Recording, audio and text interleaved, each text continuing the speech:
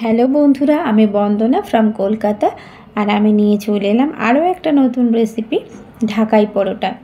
তো ঢাকাই পরোটার এর আগের দিন আমি ছবি দিয়েছিলাম, ছবি পোস্ট করার সময় জিজ্ঞাসা করেছিলাম যে এই খাবারটাকে কি বলা হয়। তো অনেকেই বলেছেন যে এটাকে ঢাকাই পরোটা বলা হয়, অনেকেই বলেছেন লাচ্চা পরোটা বলা হয়।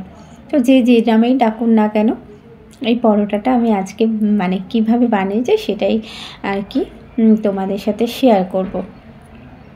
তো এই পরোটার একটা গল্প আছে যে আমি কোথায় দেখেছিলাম এই পরোটাটা। এই পরোটাটা আমি প্রথম খাই মায়াপুর ইস্কনের ওখানে এক রেস্টুরেন্টে। তো আমি আর আমার মেয়ে ওই রেস্টুরেন্টে এই একটা পরোটা খেতে পারিনি, এতটাই এটা অয়েলি হয়। যদিও পরোটাটা দেখতে ভীষণ সুন্দর, কিন্তু খাওয়াটা খুব চাপের বিষয়। তো আমি একবার বাড়িতে ট্রাই করে দেখলাম। আমি ইউটিউব সার্চ করেছিলাম অনেক, দেখার পর আমি ইউটিউব সার্চ করে দেখার পর কি বানিয়েছি। তো এটা সাধারণত যেরকম আমরা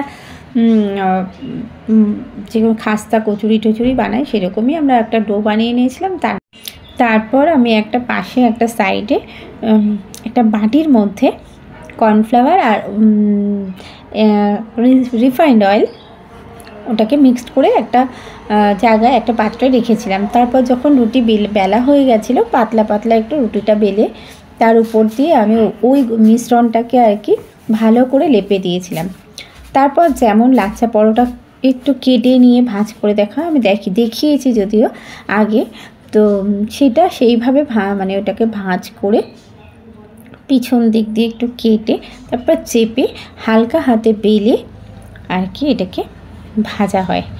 তো ভাজার পর এরকম একটা দেখা একটা স্ট্রাকচার আসে, এত সুন্দর দেখতে লাগে। প্রত্যেকটা লেয়ার পার্ট করে খুলে যায়। খেতে যতটা সুন্দর তার থেকেও দেখতে অসম্ভব সুন্দর। আমার তো ভীষণ ভালো লেগেছে, বানিয়েও বেশ মজা পাচ্ছিলাম, একটা নতুন রেসিপি। তো যাই হোক, আপনারা বাড়িতে এরকমভাবে ট্রাই করে দেখতে পারেন। আমার এই রেসিপিটা আপনাদের কেমন লাগলো অবশ্যই জানাবেন। আমার তো ভীষণ ভালো লেগেছে। যদি ভালো লেগে থাকে লাইক কমেন্টের মাধ্যমে অবশ্যই উৎসাহিত করবেন। আজকের মতো এই পর্যন্তই, টাটা।